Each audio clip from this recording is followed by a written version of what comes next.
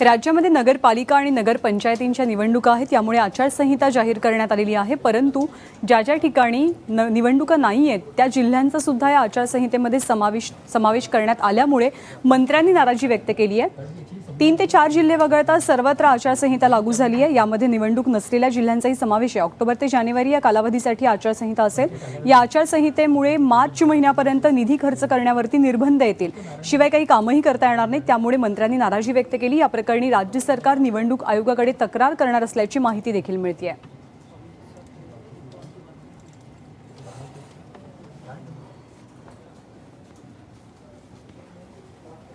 कामांचा संकोच होईल, कारण हा महिना आहे ऑक्टोबर। आता ऑक्टोबर पासून मार्च पर्यंत, ऑक्टोबर, नोव्हेंबर, डिसेंबर, जानेवारी, फेब्रुवारी, मार्च अर्धे पण पैसे विकास कामाचे खर्च नाही होणार। प्रचंड चिंता आम्ही व्यक्त केली की ह्या अशा पद्धतीने निवडणूक आयोगाचे बदल झाले तर 6-6 महिने कामं न करता आल्यामुळे प्रॉब्लेम येईल आणि म्हणून अजून अधिक लोकांशी चर्चा करून निवडणूक आयोगाला याच्या संदर्भात कळवण्यात येईल। काय होते ते बघून पुढचीही काही उचित कारवाई करण्यात येईल।